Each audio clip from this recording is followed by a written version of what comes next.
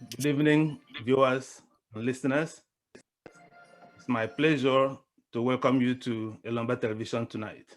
2 days ago that we had a breaking news that is confirmed that Mrs. Ngozi Okonjo-Iweala has been nominated to be the Director General of the World Trade Organization. And now suddenly news started coming around that somehow the United States government has opposed the move. So people have been asking, what really happened? What is the intrigue going on at the World Trade Organization? So we have two eminent professionals, experts in international affairs, who will try to dissect and explain to our viewers and listeners what is going on. We have Professor Sylvester Monye. Prof is the founder of African Institute for Public Policy.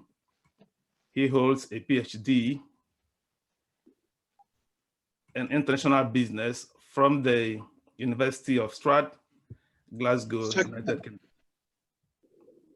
He is an experienced technocrat, has held a number of strategic positions in government, including Executive Secretary, National Planning Commission, Director of International Economic Relations, Federal Ministry of Finance, member National Economic Management Team. He was alternate governor for Nigeria at the World Bank, International Monetary Fund, OPEC Fund, and the AFREXIMBANK. Professor Monye was also a board director at the Federal Inland Service, Bank of Industry, and the Nigerian Investment Promotion Commission. He was President Goodluck Jonathan's special advisor, monitoring and evaluation. Paul Ejime is an author, journalist, a former war correspondent, a media communications and election consultant, and international affairs expert with vast professional experience. He's held corporate communication strategies for international organizations such as ECOWAS, EU on regional peace and security, and the World Health Organization's African program. Mr. Ejime is an international journalist, has worked with French News Agency of Nigeria, Pan-African News Agency, as well as the British BBC and Voice of America, VOA. So, Prof, our first question goes to you tonight. What exactly happened that stopped Mrs. Iweala from being announced immediately as the DG of World Trade Organization? Yes, thank you very much for inviting me to this your wonderful platform to talk about a subject that is become not only topical but of interest to Nigerians in particular and the world in general.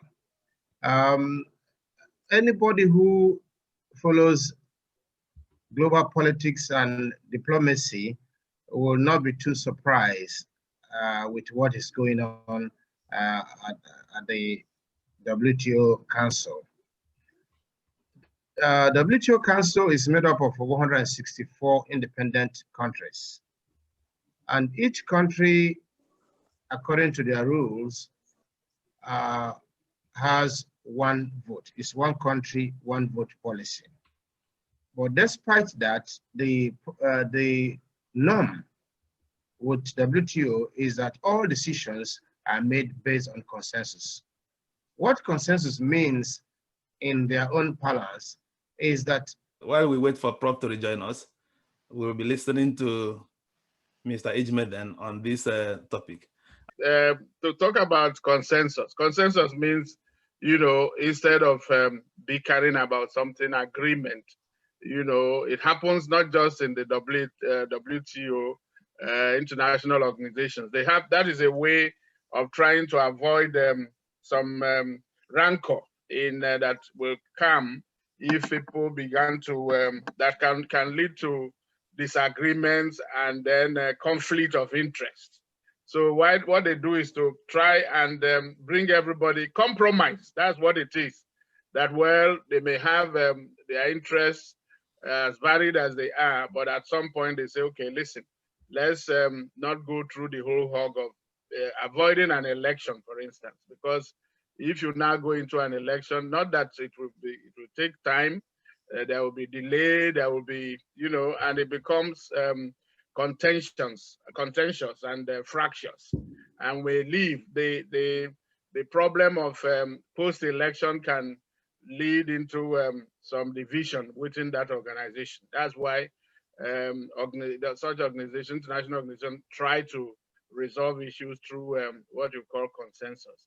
It's then when that becomes impossible that you now say, okay, you now go into people now showing their hands of voting to you know, and you know what what happens.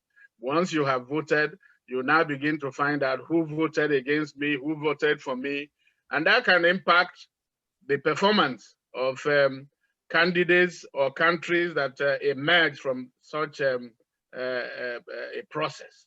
So that's let me start with that. That is what the WHO had tried to do by saying that the 164 of them, 163 came out to say, well, they have agreed, following the rule, their system, that Nigeria's candidate should to back her after the regions and all the, you know, Africa, EU, Asia, and all that.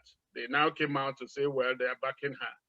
But unfortunately, the US decided to come out and say, well, while these other 163 members are singing with one voice or speaking with one voice, that they are dissenting, and they have a right to do so. And that is what has happened. And so when such a thing happens, then they try again between now and 9th of November, they will try to see whether they will get the US on board. It is when that fails, I think the inevitable will happen. Then they will now call for an election. And in an election, the problem with that is that those who joined the Joneses during the consensus building can now have a rethink. They may have a rethink and then go into an election, which is usually a secret ballot. And that way, you are not sure of you being able to get as many as 163 that had backed one candidate from the get-go. So this is what has happened. And there are a lot of permutations why this has happened. It draws from what happens in international diplomacy, and then the politics of international organizations. That of national interest, which is an extension, you know, leads to what you now call your foreign policy.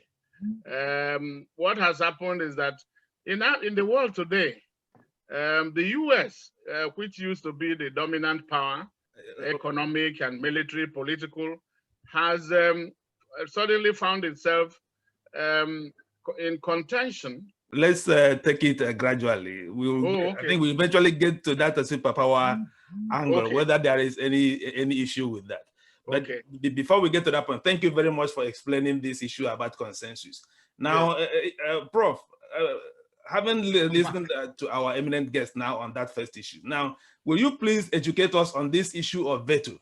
Why was the Americans able to stop that nomination? And that does it mean that they have a veto over the process, or what?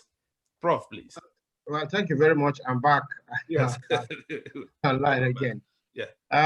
First of all, according to WTO rules, unlike the United Nations, where you have 5 permanent members, each with a veto power, meaning that any decision can be vetoed by a single country that doesn't like the decision. In the case of WTO, it is purely a one-man, one-vote process. No country has veto power. Of the 164 countries, nobody has a superior power, including the United States. But what you find is that because traditionally decisions have been made on the basis of consensus, it simply means in our parlance in Nigeria what we call carry everybody along. you go into a process of selection. For example, in this very case, the first round, they had 8 candidates in the first round, and they asked everybody to nominate their first top 4 candidates. Through that process, the three candidates who were eliminated in the first round, all they did was to call them and say, you didn't get enough votes in this round, so you need to step aside. And they did. So they went to the second round, this time with 5 candidates. They did the same, what you call sounding.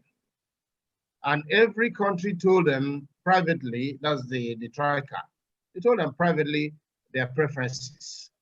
Again, 3 candidates were eliminated. And that's how we arrived at these last 2 candidates. The same process was followed. And interestingly, at the last minute, though they took the count, Dr. Okonjo-Iweala got about 104 countries on her side. The other candidate got 60 countries on her side. So what the council decided was, look, by their procedure, Dr. Okonjo-Iweala had won. And normally, once you win, those who did not vote for you will automatically concede that they have lost. And when they have lost, and when they concede, they will just agree to the majority to have their way. And that is what they call consensus. So by that time, consensus would have been established. Now, in the case of last week, or 2 days ago, they did that. I believe the United States agreed to it, because I do not see how it is possible for the chairman of council and all the organizers to attempt to convene a meeting at 3 p.m. on Wednesday to announce the consensus when they haven't got it. It was a little bit surprising that it was at the 3 o'clock meeting that America now objected. But what is interesting is that they objected on the processes that produced the consensus. Secondly, they said that they believe that the South Korean lady was a better suited person for the job. But in the same meeting, China spoke in favor of the process. Japan spoke in favor of the process. Russia spoke in favor of the process. Even South Korea, that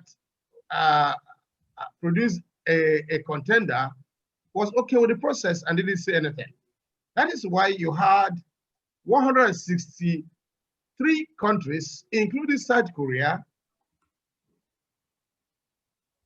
supporting Okonjo-Iweala's consensus arrangement, whereas United States, 1 out of the 164, said no. Now, it is possible for America to be overrun at that stage, but it's not good politics, it's not good diplomacy. So what has happened is that they will go back to try to, 1, to establish why is America so bent on their position, and secondly, how possible it is to persuade them to change their position. They have not vetoed the decision. They haven't got the power to veto the decision, but they have slowed down the process. As a matter of fact, if you look at the timetable set out by WTO Council, the result of this election was to be announced on the 7th, they said between the 7th and the 9th of November. That is the timetable for WTO. So, but it appears to me that the process went faster than was originally anticipated. Hence, they were ready to make the announcement on the 28th of October, rather than wait until the 7th to 9th of November. But with the hiccup now, it's only a hiccup.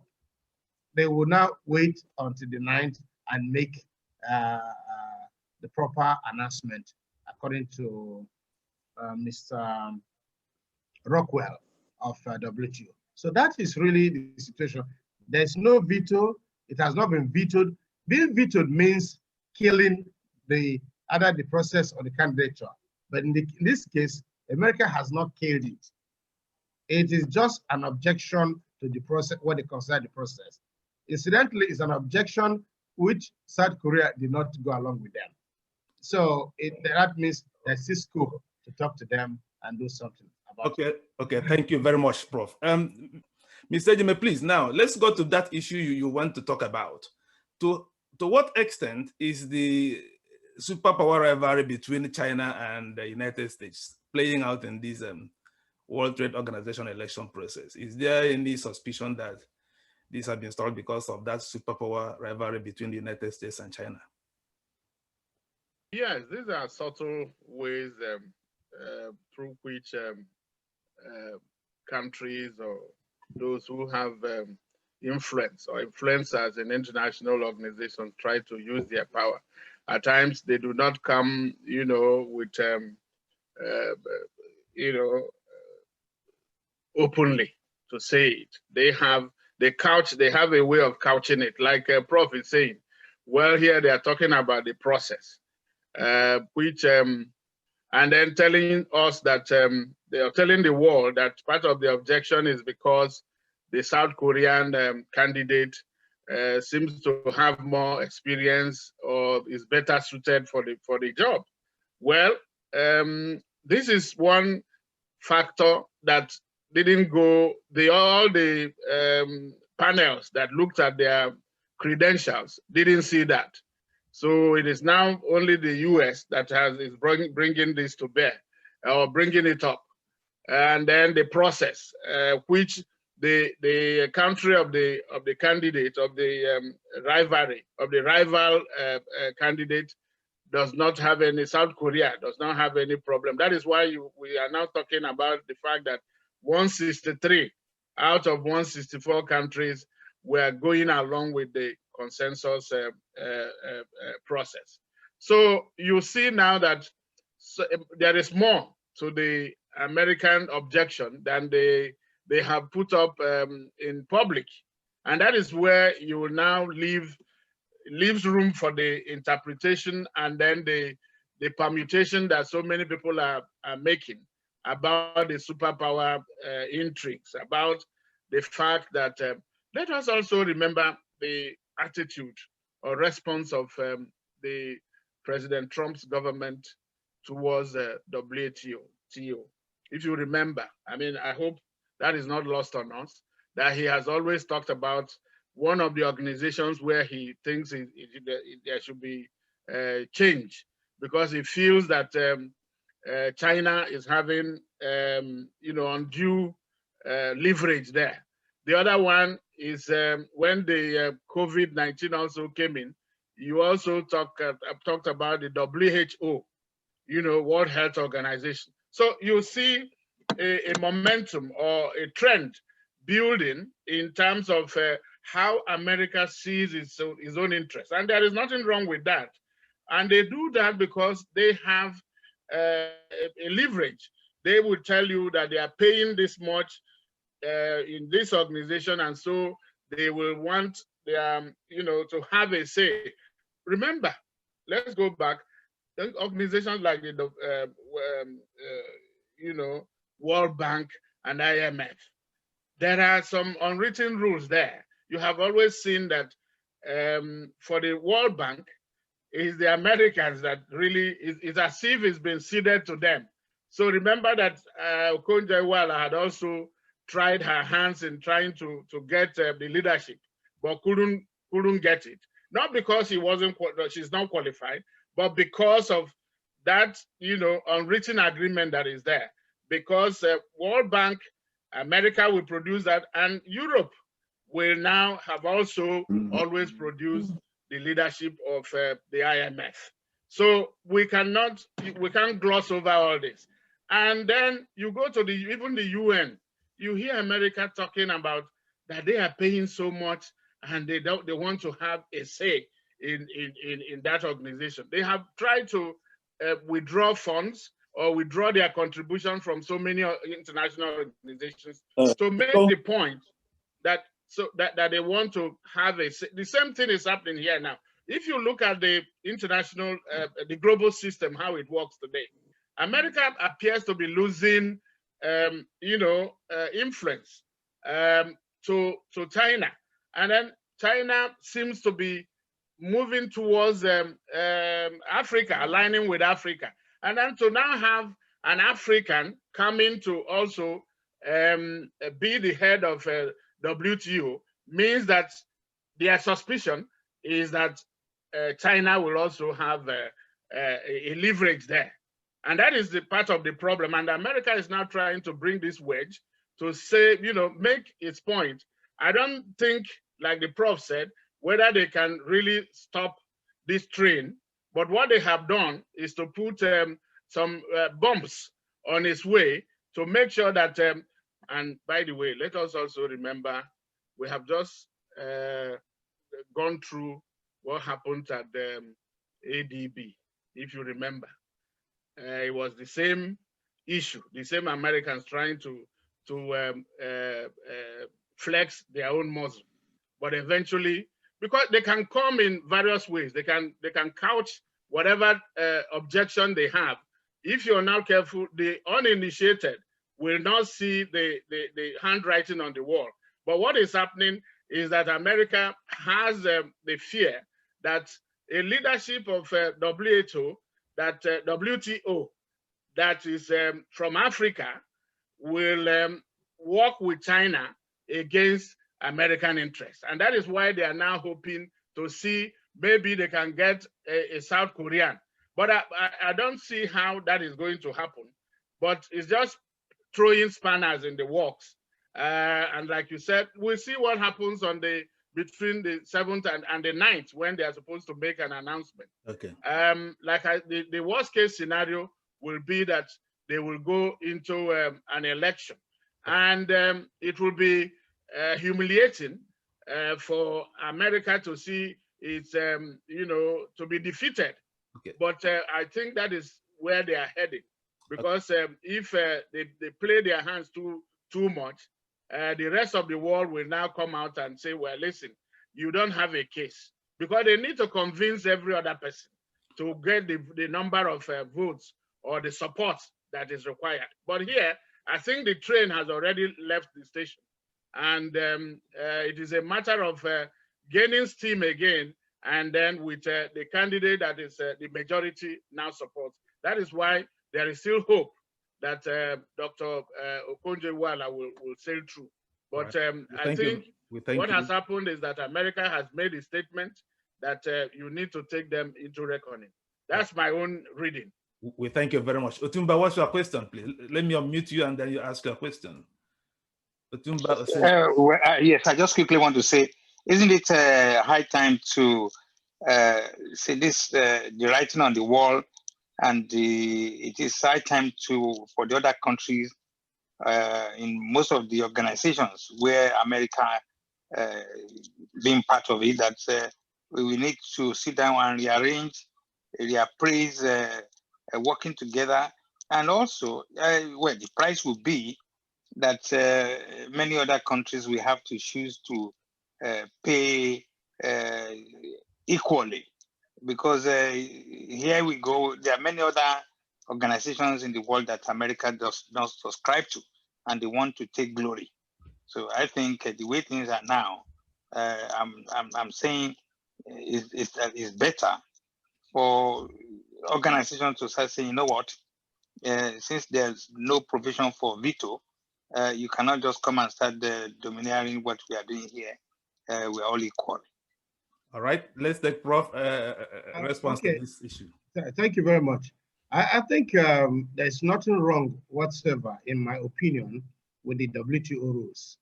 What you have, it's a simple diplomatic way of carrying everybody along. Whether you are a small country or whether you're a big country, whether you have serious objections or whether you don't have serious objections.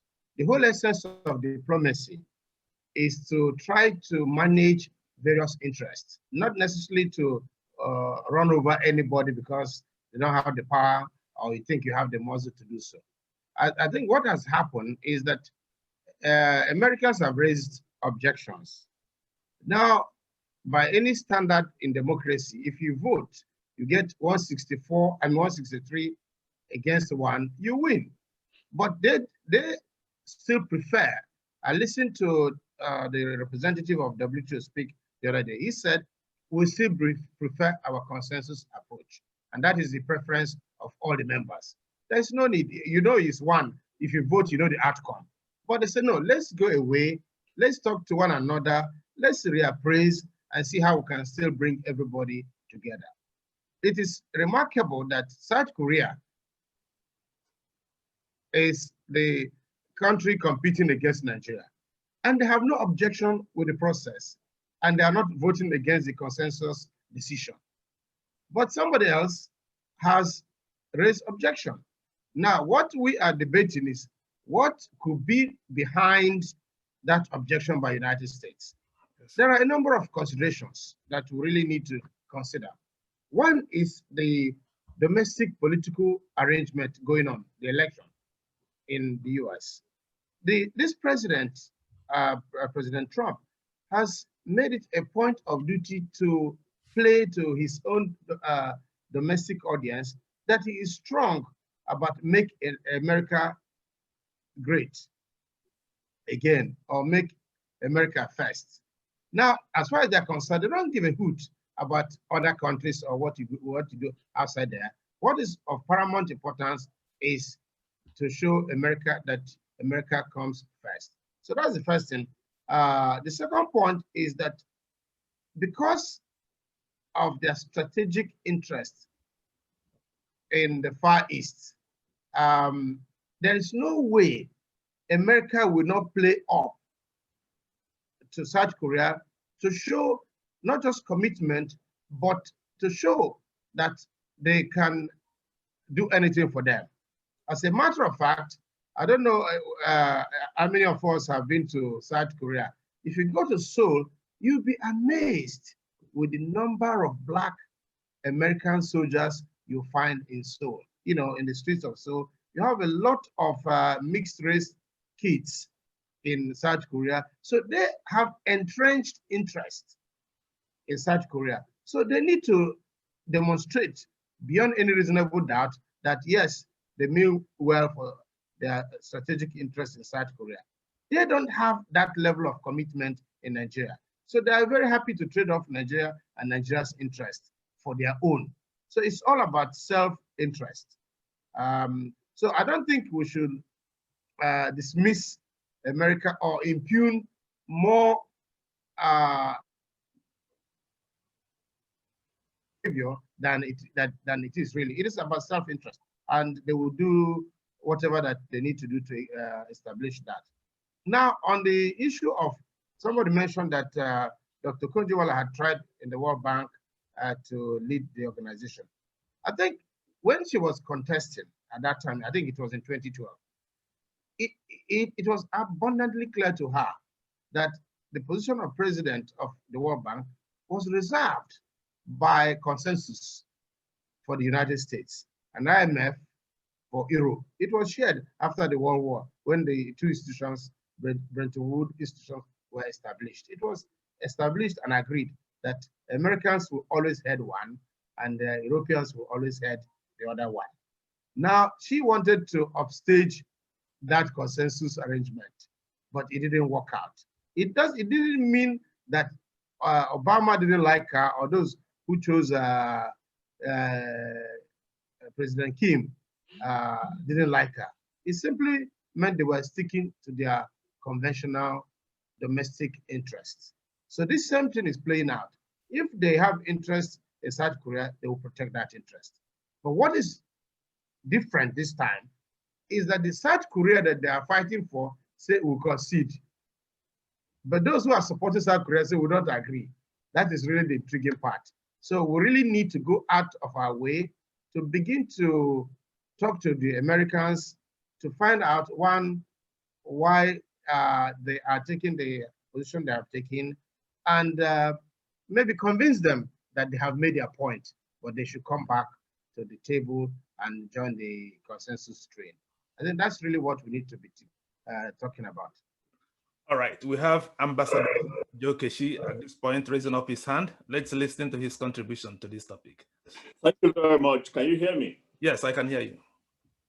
Yes, I just want to appreciate you and the panelists, the speakers, for trying to shed and throw more light on this issue. But I think one of the things that I always like to point out to people, two things. Number one, every country pursues its own national interest very clearly, and we must all understand that. The second point is that I have repeatedly argued, even when I was at the helm of affairs in the ministry, against the position of both government and my colleagues, that I do not see us, Nigeria, as a strategic partner to the United States.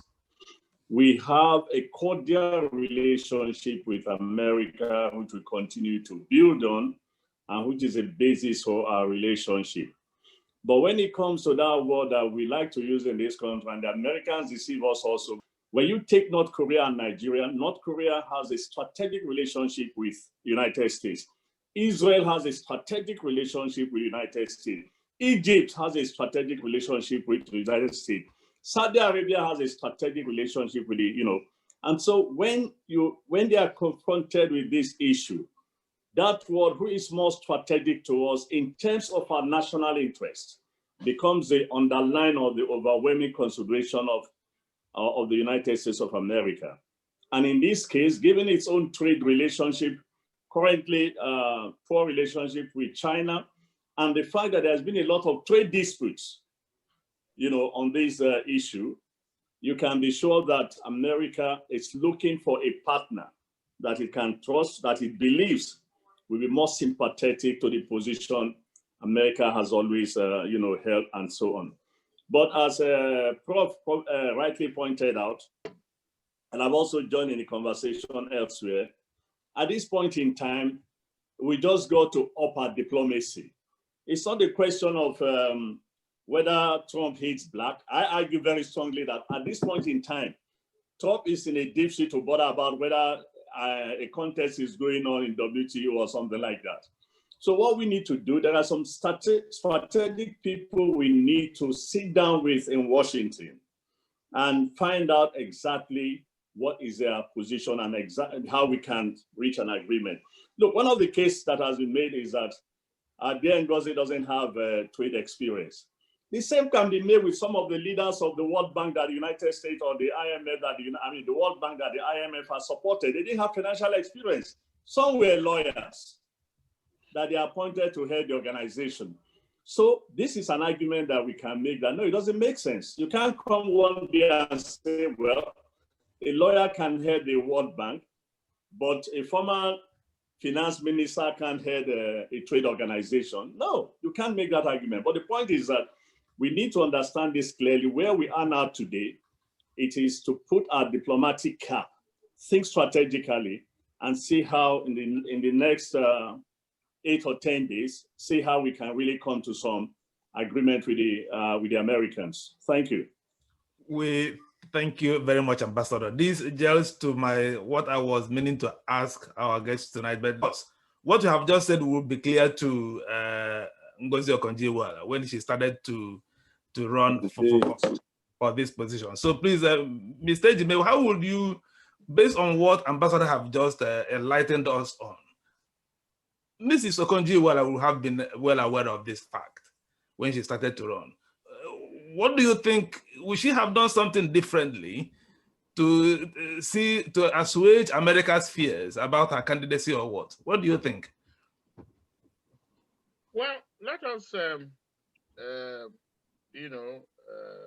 appreciate her courage, because it takes courage to really come out and do what she has done. And the African, I remember one of videos I saw her also appreciating the other African candidates. Remember that there were others who came, but she has persevered and gotten to this level. I don't think really it's a case of whether there is anything she could have done. She cannot now go and upgrade to go to any school to get more qualifications. I think like the ambassador said, diplomacy. It means that we, those who are supporting her ought now to, and I think she has done a great bit in getting the African countries behind her. She has gotten much of Europe, even Asia and other places, and the Americas. I think they have all come coalesced behind her. But what is happening now is that it is that the American factor that is now, we used to talk about Nigerian factor. It is now becoming an American factor, which has been played up by the presidency of Donald Trump, who does not believe in a multilateral system. I think she has always played, it's America first, America will be great again. This is somebody who says that he has to undo what the previous regime has ever done. And that is where, even though America, like the Prof said, and then Ambassador also said, there is strategic interest, there's strategic significance of that South Korea has, that advantage that Nigeria does not have. But you can also not have two South Koreans, if you go to the World Bank, there is a South Korean, you also come now to WTO. They are not the only ones in the world. And so, but it will take somebody to also, like they have said, go now, carry that, do what you call back channel diplomacy. It's not about writing in the press or shouting. It has to happen by, back, what you call behind the scene negotiations. To identify those people that have the ears of Washington, and then be able, the White House. Because what has also happened is that don't let us mislead ourselves to say, well, that America that the president is fighting an election and does not have does not care about what happens at WTO. If we remember what he has said, and those who are there now are listening, they are doing more or less his bidding. This is a president that will come at you if you do not play ball. If you try to fall out of line, he has a way of bringing you back. He can call you by name. He can do everything. So there is fear. He has managed to, instill fear in those Americans that are representing the United States in international organizations. That is one area that people have to look at. And so when you are doing this diplomacy, you can't do it, over and above a president that has already continuously talked about WTO, talked about WHO, talked about so many other organizations where he thinks that the interests of the US had been trampled upon. Because he has passed that message to the American representatives, and they are doing the bidding of White House. So having said that, the other thing now will be, how do we counter that? How does the rest of the world counter that? Because you will now bring out superior arguments about, listen, we know, don't pretend that you don't know where their interest lies, because it will be naive to do so. But be aware of that, and then now see how you counter it. It is by going to say, listen, we can always have, nobody goes it alone, no matter how powerful you are or you think you are. You will need friends, and that is one thing that a post Trump America will be trying to do. If you listen to those Biden and others, they are saying that America is losing friends. And that is true. And it cannot continue. Those who you need to talk to will be able to go and make that argument before him, will now carry this kind of argument that, yes, the point has been made about what America stands. Because what happens if the South Korean candidates now withdraws her candidacy and say, well, I'm no longer there.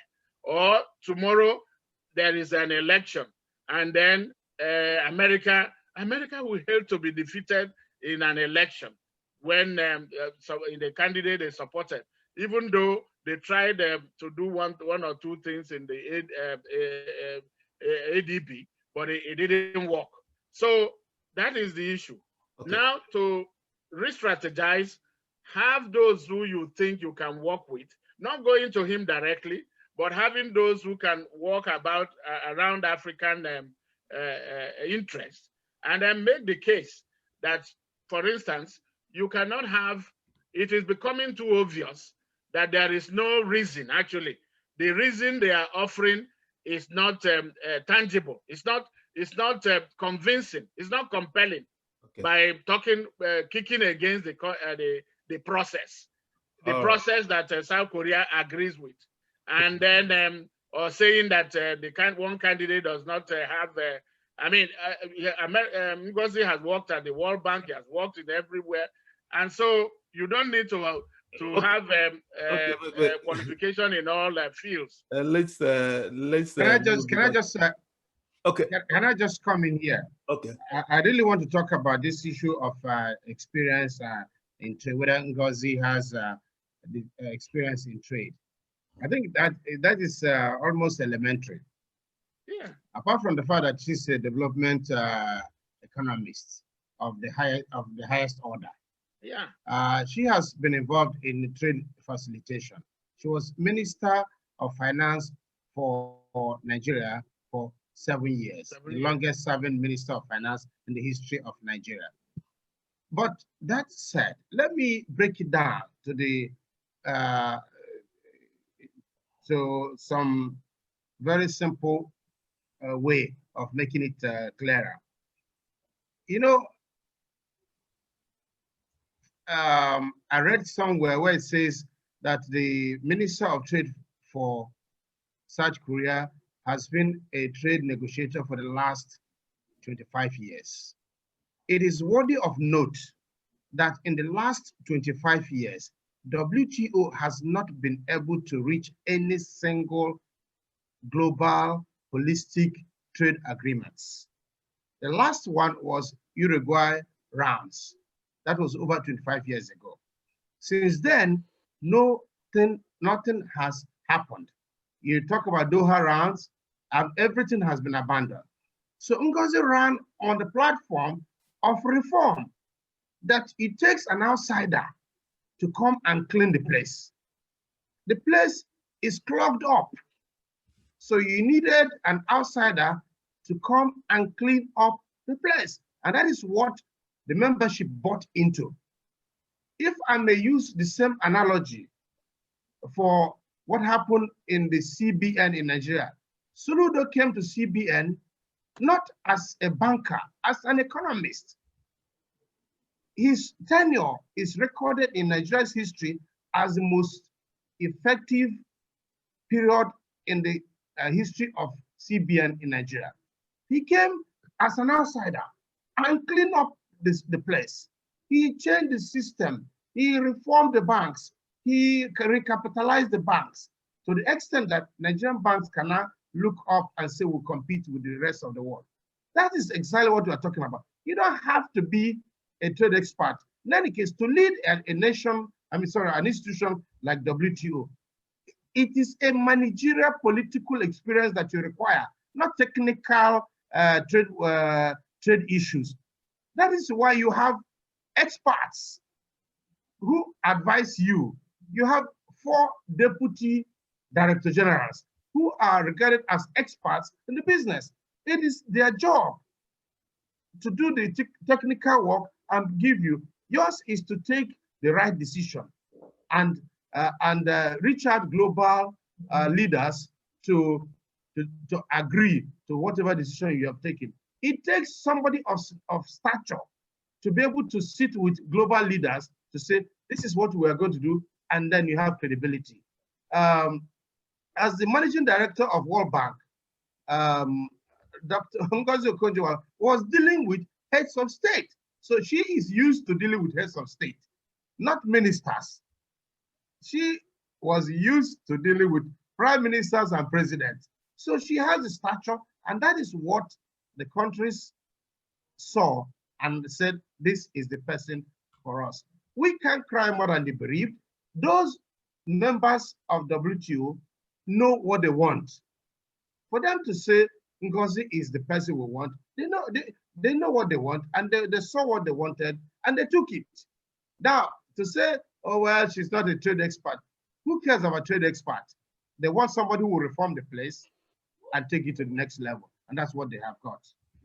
All right, we thank you, Prof. I have 2 questions I would like to ask if our guests tonight will touch on it. One, we have been told that World Trade Organization's way of election is one man, one vote.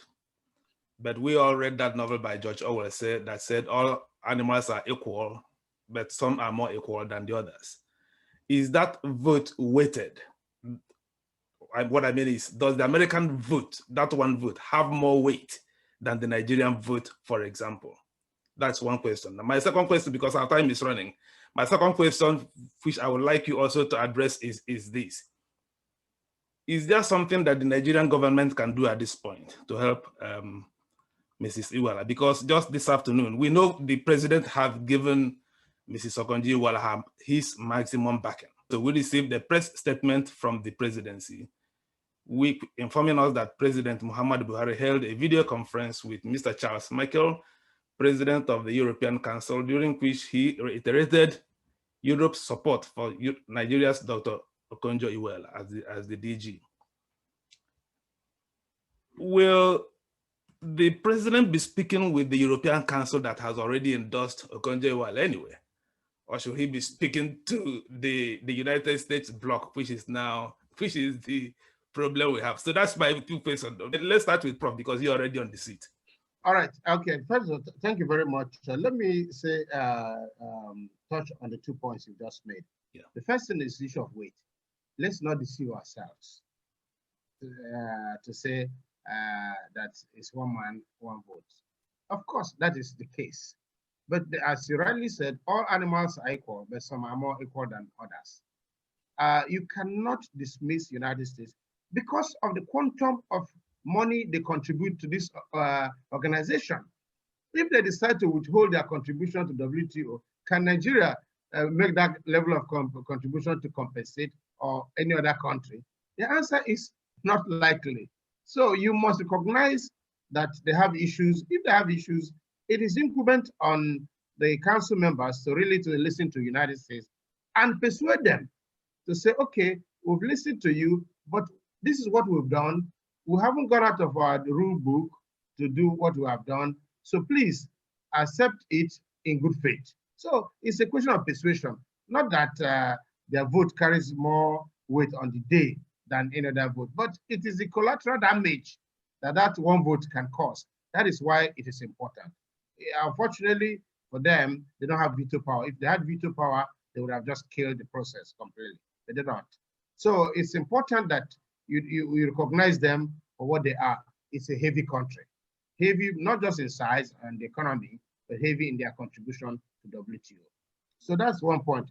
The second point is that, yes, our president is right to talk to the European Council and everybody else. We have a duty, and indeed, urgent one, to talk to everybody, both the United States and those who are supporting us. Because like Mr. Ejima said earlier, that when you go for secret ballot, in politics, anybody who is a politician will tell you, what you discuss in the night may not hold in the morning. So it is our duty to ensure that those votes are still intact. You can't just dismiss them and assume that, oh yeah, they supported us yesterday, they will support us tomorrow. So we have a duty. So the president is absolutely right to talk to the Europeans, but I will urge our president to talk, not just to the Europeans, to talk to the Japanese, talk to the Chinese, talk to the Russians, talk to the Americans, and talk to everybody. we must talk to everybody. Everybody is important, and we need to carry everybody along. That's the whole essence of consensus. All right, thank you very much. Mr. Ejime and Ambassador Keshi, please. Do you have anything to say on this one, or should I call on the next question? Let me just add something here before Ambassador comes in. Okay. And it touches on where he also, because it's his area where, you know, that is what we are not. He began by talking about this strategic way of approaching issues. I know that in some countries, when such issues come up about supporting a candidate, you have a team. I don't know whether the government has it.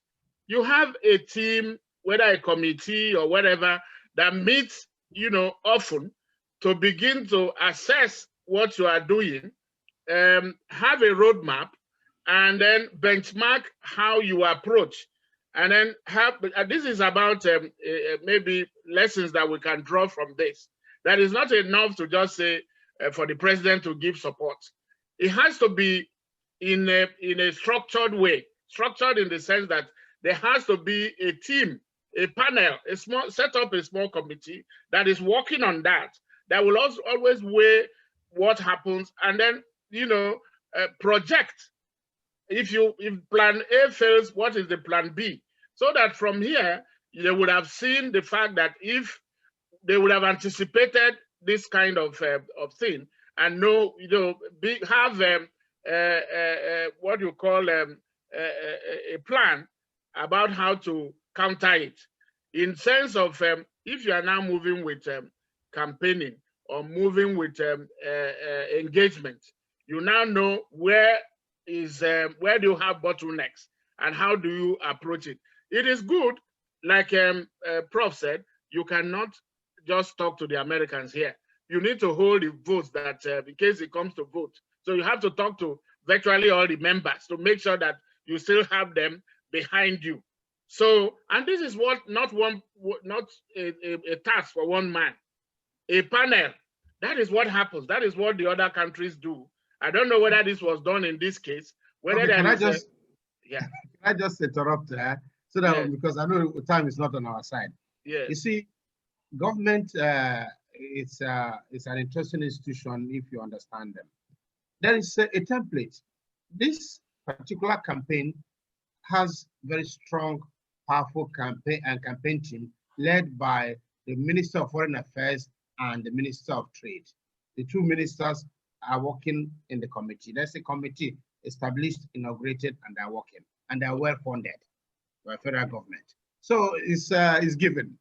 But it has to be said also that the work of the committee is not for public show. They work on the ground. That's why most civil servants, diplomats work on the ground. So it's really, I'm saying this so that we can be assured that, yes, the government knows what they're doing.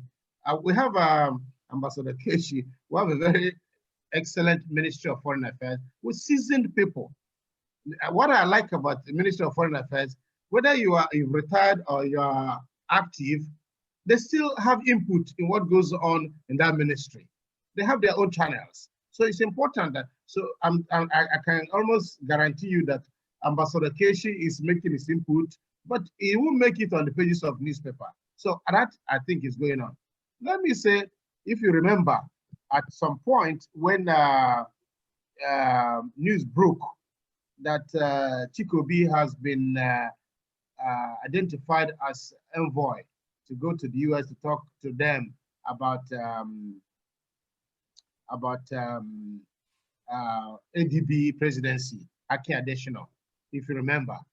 Now, that leakage was bad because it made the Nigerian government almost to deny that there was nothing like that. In fact, people thought they had killed it, but it still went, but quietly.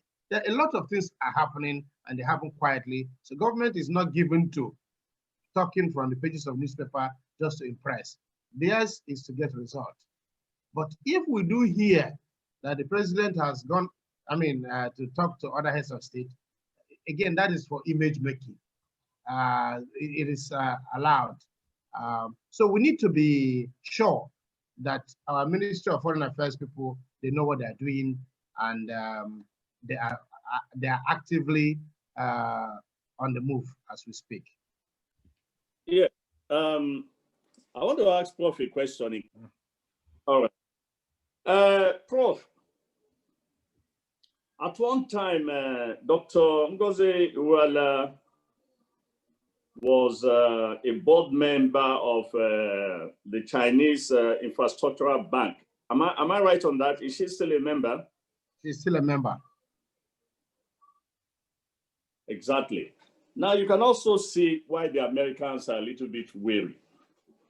And I think this is an issue that, you know, many of us have not looked at critically. That, you know, whether it is just a finger like this relationship with the Chinese, anybody that has anything to do with the Chinese today, it's not, you know, in the good books of the Americans, not to talk of somebody they have appointed.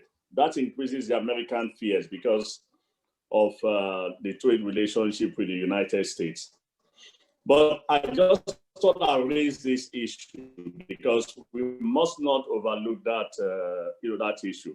But one thing I can say, and as Prof has said, I can assure you that as of today, I believe the government is working very seriously on the issue, as they did, and there were so many things they did behind the scene in the case of the ADB, and I'm sure that government is going to do the same. But it's very critical that we reach out to the Americans, and it's also very critical, as I said at one event, that whatever prayers the former Minister for Finances, sorry, my light just went off, but you know. It's okay, we are hearing you, sir.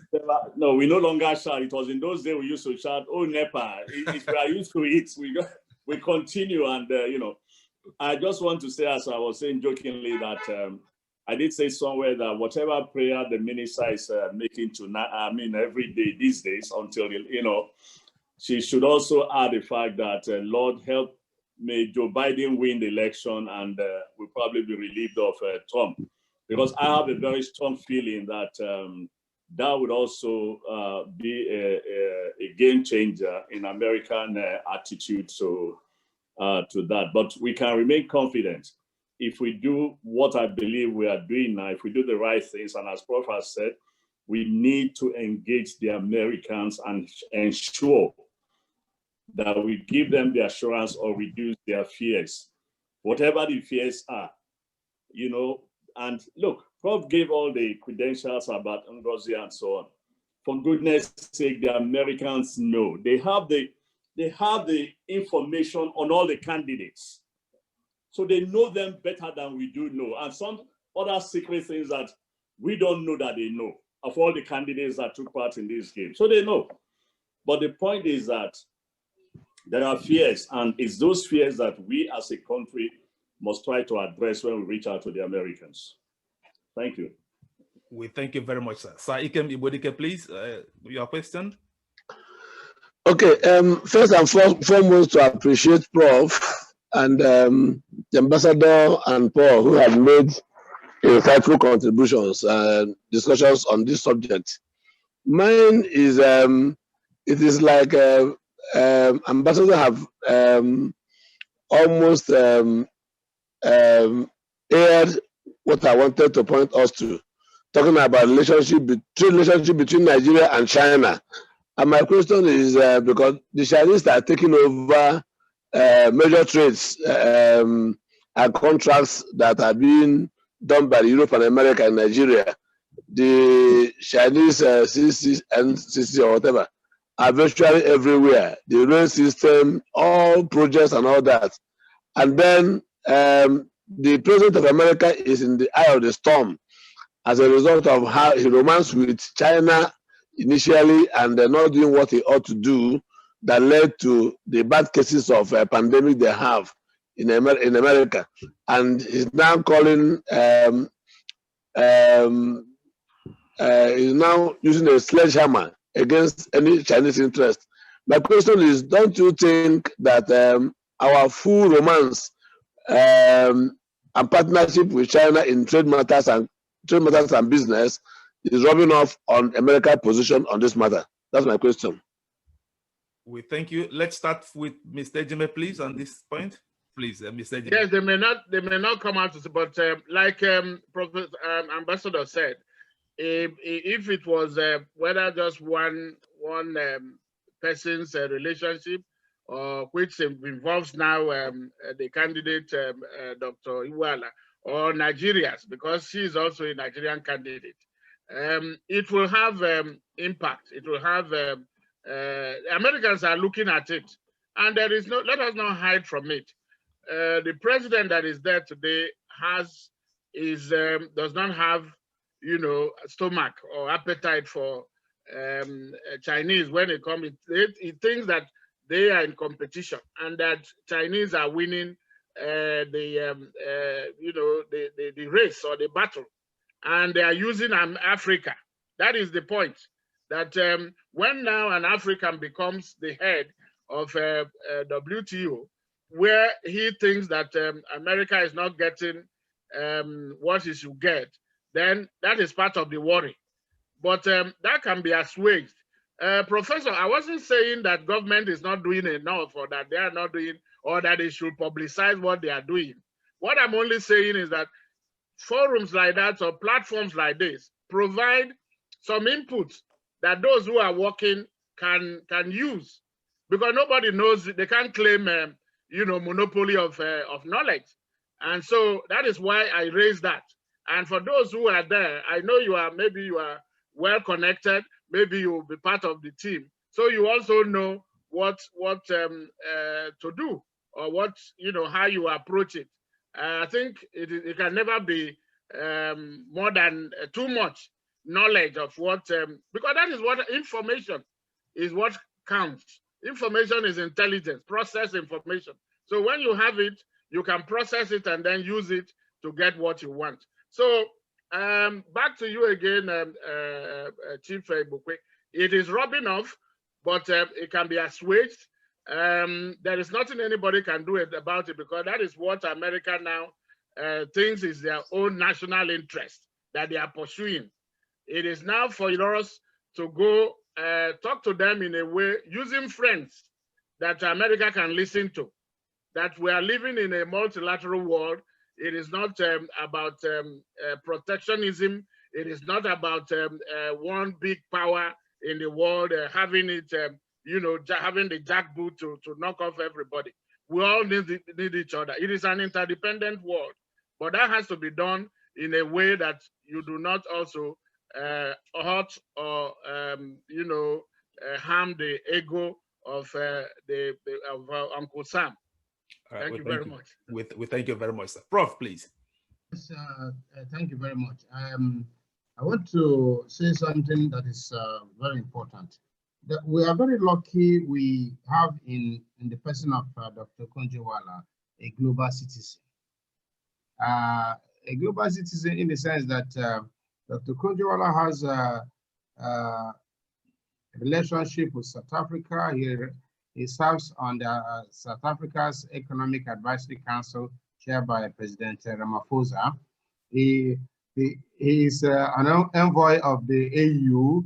He works in Switzerland through govt. He works in the US through. He's on the board of so many companies, including Twitter. He works as an advisory member of the Infrastructure Bank of China. He advises some companies in Japan, in the CARICOM. He's an economic advisor in one of the Caribbean countries. She's a member of the board of Ellen Johnson's foundation in Liberia. So she's a global citizen. Now, nobody should misunderstand that to mean that she has lost her independence as a person, simply because she advises a bank in China that she's no longer able to think independently. So, but that is something that, like Ambassador Keshi said, that is something we need to go and explain and tell people to assuage their worries. That yes, she may be advising a company in China. It doesn't necessarily mean she has lost her independence or integrity, because she is advising everybody She talks, advises the president of Ivory Coast, so many presidents. So she's a global citizen. And that is why it is easy or easier for her to be able to come out with about 104 countries supporting her against the South Korean lady that has about 60 countries behind her. So what I would say is that we need to encourage our emissaries not to be complacent, but to continue with their diplomatic work quietly, but effectively in such a way that we will achieve results without necessarily ruffling any feather. The results can be gotten with votes, but the preference of WTO members is consensus. And I think there's a lot of good that comes out of consensus. All right. I thank you very much, Prof. Ambassador Keshi, please.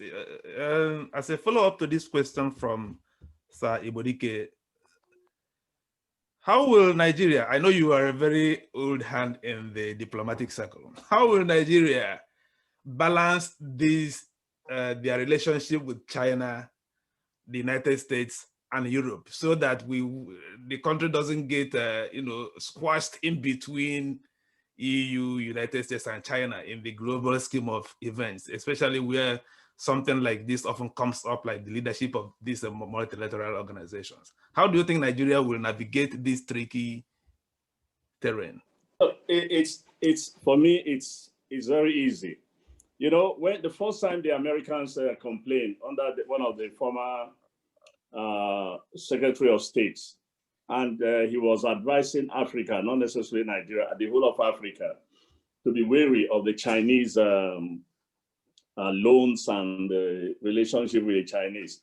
My very simple reaction was, fine. If the Americans don't want us to deal with China, let America put down $60 billion US so that Africa can borrow from that, and then we forget China. In fact, they should double it. China gave us 60 billion.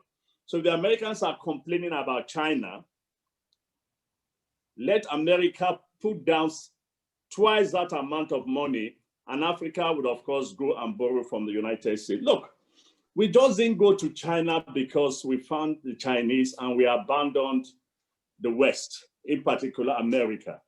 On the contrary, the West abandoned us. The British abandoned us. America just has only takes care of the extractive industry and supports the NGOs in this country. Beyond that, you can cite some of Chinese, what Chinese have done in terms of infrastructure in this country. For goodness sake, what have the Americans done? So we don't have to worry about that. What we need to pursue is our own national interest. If we are looking for loans, any country that is ready to give us loan, I mean, it's welcome. I mean, it should be welcome.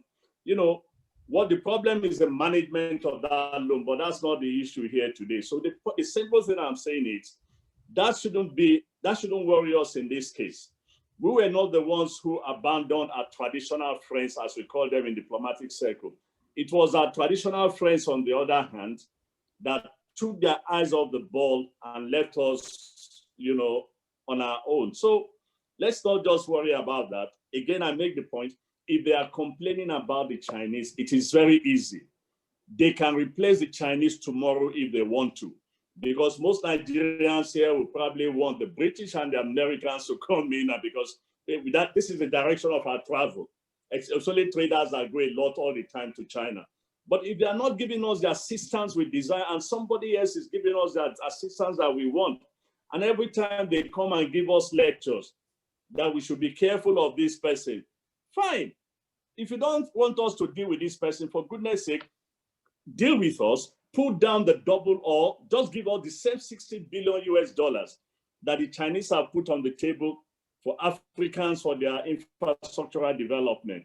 And that would simply address the concerns you've expressed. All right, I thank you very much. My last question will be, the president, let's move on to a slightly different topic. The president, Muhammadu Buhari, recently has shown some backbone in backing some Nigerian candidates in the international forum. We saw how the federal government stood up to the American juggernaut in the African Development Bank race, and eventually Nigeria triumphed.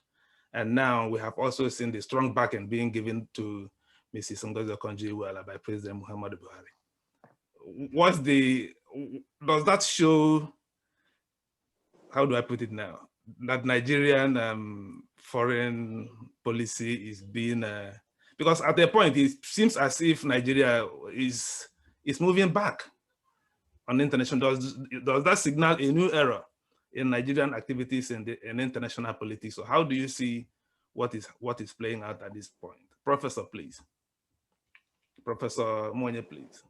Well, first of all, the president needs to be applauded because he has decided that he is not going to take anything less. Now, if you look at the last 5 years or so, you'll find that the president has actually done something that is commendable. What is commendable is that he has decided that let's put our best foot forward and go there and win. Today, it is remarkable that a Nigerian is the president of ADB. Although he was the president of ADB was nominated just before the president came in, but he could have stopped it, but he didn't. He said, that's a good candidate, let him go. We have a Nigerian who is a Deputy Secretary General of the United Nations, a nominee of this president. Today, Nigeria can stand up anywhere in the world and say, oh, Mrs. Amina Ibrahim is there, Amina Mohammed. Then we have the president of AFREXIMBANK. He's a Nigerian.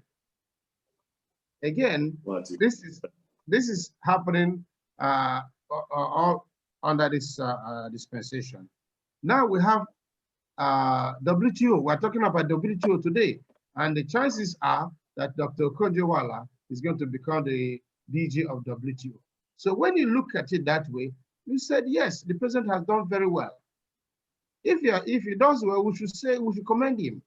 And quite frankly, in this particular case of WTO, don't forget that there was a nominee for that position before he decided, look, the chances of winning will be higher if we have our best candidate. And that's why he replaced the candidate that was there.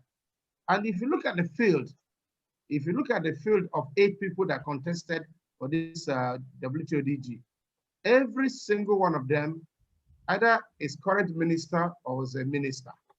So he needed to up our game. The guy that Nigeria nominated before was not, had never been a minister, and I'm not sure a lot of people know him in Nigeria. So he decided, look, let's play this game like other people and raise the temperature, and the result is there for everybody to see. So I think it's commendable. We should really appreciate the president for what he has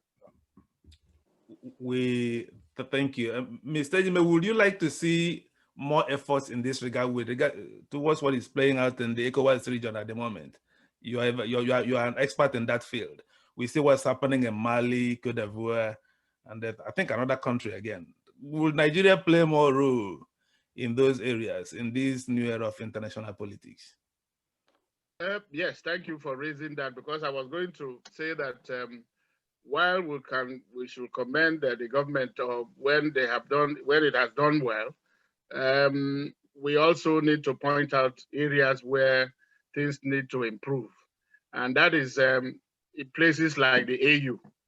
You know that today Nigeria does not have a commissioner at the AU, and that is not good politics. Even at the ECOWAS in its backyard, things are also happening where Nigeria should show its political will and leadership. Some of these crises that are festering is really Nigeria is not the head, but of course the protocol does not allow Nigeria to become the president of the commission, for instance, or vice president. But there are other ways it can also, because Nigeria is paying more than 60% of you know, the budget for ECOWAS, and doing a lot also at the AU. And it is what nobody can you know, fault America for doing what is doing, because when you have to put your money where your mouth is. If Nigeria is paying, there has to be something that you are getting. Economists will tell you that any investment that does not bring you up to 30% returns on investment, it's not a good, it's a bad investment. So if Nigeria can look at its own investment in these areas and it's not totally, no, it's not adding up, then they need to look at it again. So that is what I will say, that while they are doing well, and it ought to be so, by the way, if with the population, with the resources Nigeria has, and then I listened to Ambassador Casey saying that if anybody is complaining about what the Japanese, what the Chinese are doing in Africa, then the EU or America should double it. Why should they double it? Why did we find ourselves in this situation? Why are we looking for assistance? It is because we didn't get we have not gotten our act well. We didn't get our act together. And that should be the responsibility of our leaders, you know, from both individually and collectively, beginning from national government to regional and then, you know, continental. I think a lot has to be done in that regard.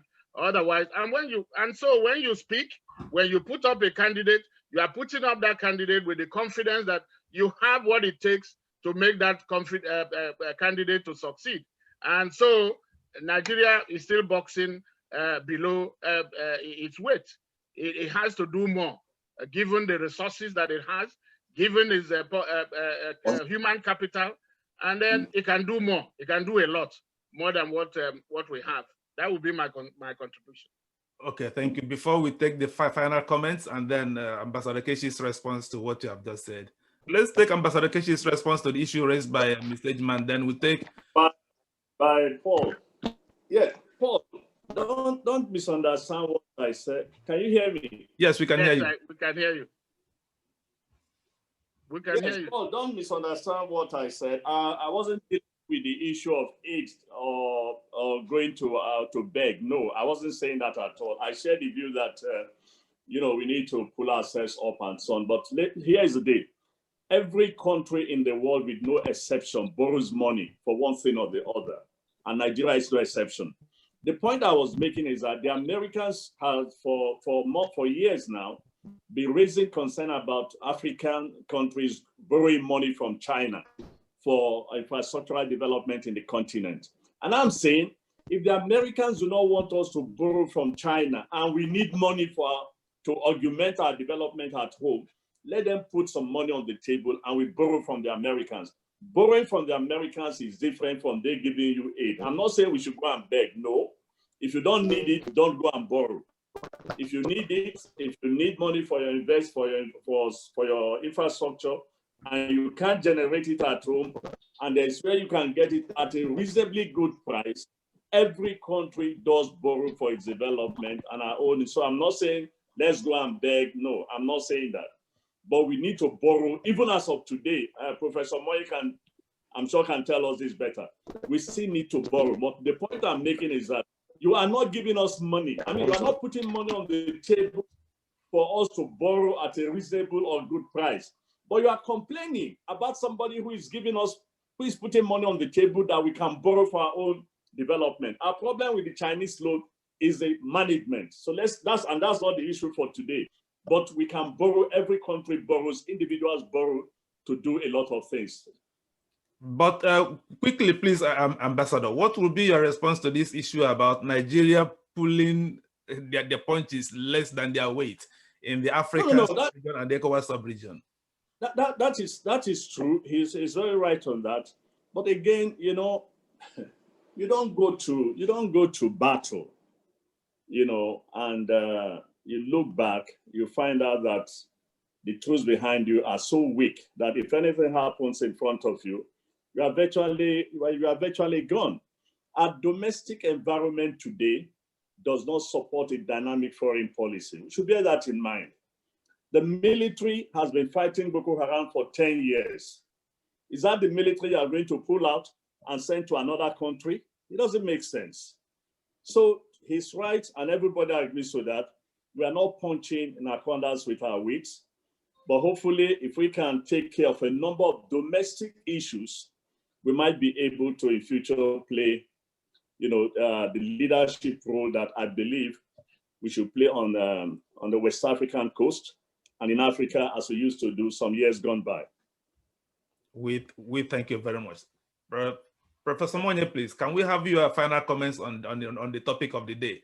Seeing America's reluctance to endorse Mrs. Okonjo-Iweala, what are her chances eventually to emerge as the WTO DG, finally? Well, first of all, thank you for setting up this platform to allow us to discuss the complexities of global politics. The chances of Okonjo-Iweala becoming the Director General of WTO are quite good. We are saying this based on the rules of the WTO. On the basis of the rules, as it is today, she will become the DG of WTO. However,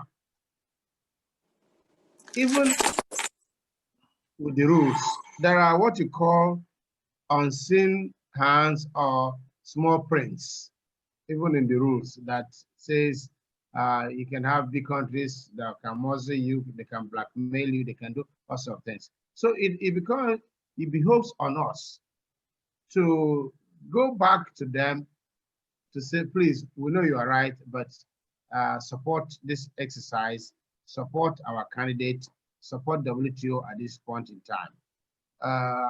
We are not necessarily going to get what we want by bravado and say, hey, it's one man, one vote, let's go to the field. No, it's all about diplomatic niceties. And that's where Ambassador Keshi specializes. So we need to go out and persuade not just United States, we also need to persuade South Korea. South Korea cannot actively pull out of this contest unless they themselves are able to pull, convince United States to say, look, Egbon, this is about the time for us to pull out. The Koreans, South Koreans, are honorable people. They have seen the handwriting on the wall. They exhibited it on Wednesday to say, look, this is a battle we cannot win. And that's why they supported Ngozi. But the United States is still saying South Korea is still there. It's our candidate. So we have to go back and say to South Korea, can you tell your principal that you are no longer interested so that we can move on?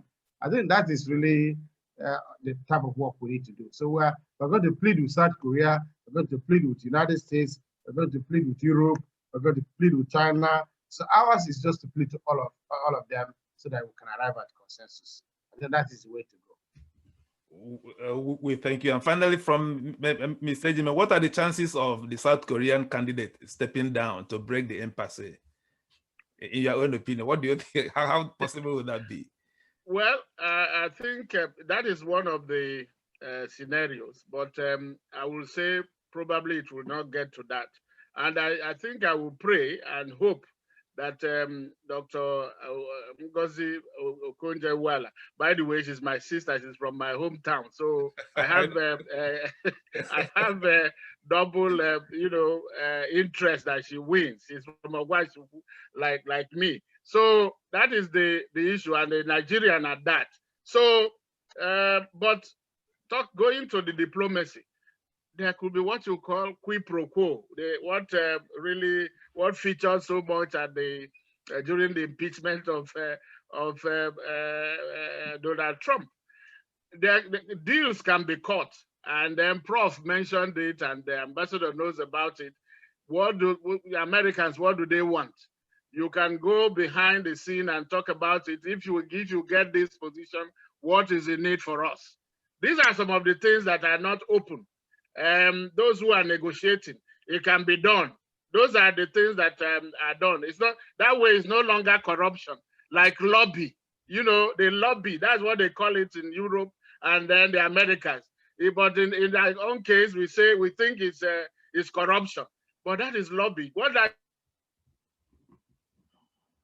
do this quid pro quo? Give me this, I give you that. I think that is the way it can work. And I see she has a very talk about qualification. Forget all that. They are raising this dust. They are raising this issue to make a point. And I think the point has been made. We should now go understand the writing and be able to interpret it, and then give them what. If you give a child that is crying what he or she wants, it will go to sleep. By the way, let me try to recognize. I know there are so many people watching, but Professor Ukeje and Mrs. Ukeje, they are watching. They are, they're from the United States. Part of this your show. And I want to end by thanking you, and then thanking Prof, Ambassador Riche, Dari, and all those who have participated. Because this is, and also congratulate you for this kind of, elevating the conversation to the point where those who are policymakers will also have one or two things. It enriches the process of policy making, and I want to commend you and congratulate you. So thank you very much, everybody. We thank you very much. We'll be rounding up. Just 10 seconds. I know that the three of you know Dr. Ngozi Okonjo-Iweala personally. You must have interacted. Where does she get all the energy to do all these things she's doing all over the world? Prof, how does Madam get the power to the energy to do all these things? I have no idea. I have no clue. Because she is amazingly energetic. I mean, if you stay with her for 1 hour, you'll be amazed what she can pack. I sat down with her 3 months ago in Abuja. We're going through her diary. She was telling me, on this day I'll be in South Africa, the next day I'll be in Namibia. Oh, I need to be in Liberia. How do I get to Liberia? I mean, for like 3 months packed, she couldn't find a day that is free. That is the nature of the woman. You can't be a global personality and say you are sleeping in your room. It's quite difficult. But the advantage of that is that at a time like this, you're able to call on your friends. If you are following this campaign, you see how much support she was getting from everybody around the world, whether it's Bill Gates, whether it's Bono, whether it's politicians.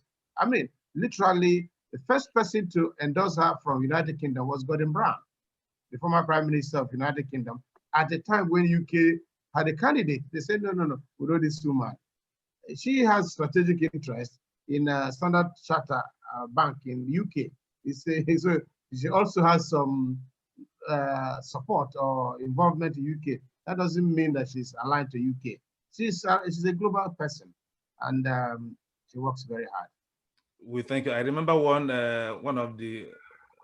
editor described Mrs. Iweala as the most hardworking minister she has ever seen in Nigeria's cabinet. And I think the events bear her out. Ambassador Keshi, a final word from you before we leave tonight? I am very optimistic that on the 7th or 9th of November that we will hear the good news, as I'm also hoping that on the 3rd of November we hear some good news.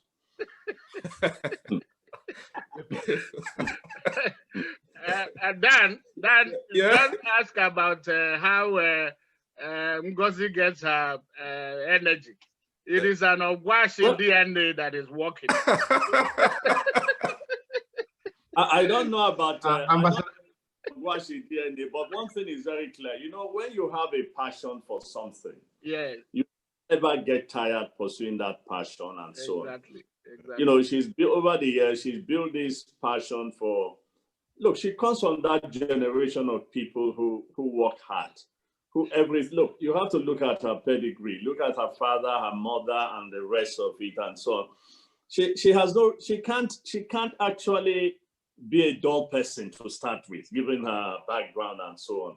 It's professors as the parents. So Prof, give it to us. Don't be grudges. It's these are okay. The last time he went, the last time she went to see the president, yes, when she came about 2 weeks ago, the president said to her, "I like you very much because you are very hardworking." I mean, so it is a known fact that she's very hardworking. Yeah. She does not rely on her intellect. She also puts in the hours. So she's really a model for anybody who wants to succeed. All right. And we shouldn't forget that the ever debt forgiveness we got in this country, yeah, was during her tenure as a minister. Yeah. And so this is it. Ambassador Okechi was talking about getting loans. Yes, what you do with the loan is another thing. But also, she managed to get the Paris Club and others to give us that concession, and she can do more.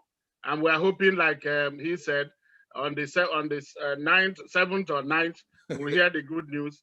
And then maybe I want to the good news that Ambassador Okechi is waiting for may not be on the 3rd. It has to be delayed because the Supreme Court says you can count votes until the 9th of November. So a lot of things can happen on the 9th of November. One thing I can tell you, if the news from Florida is good, it's all over. Okay.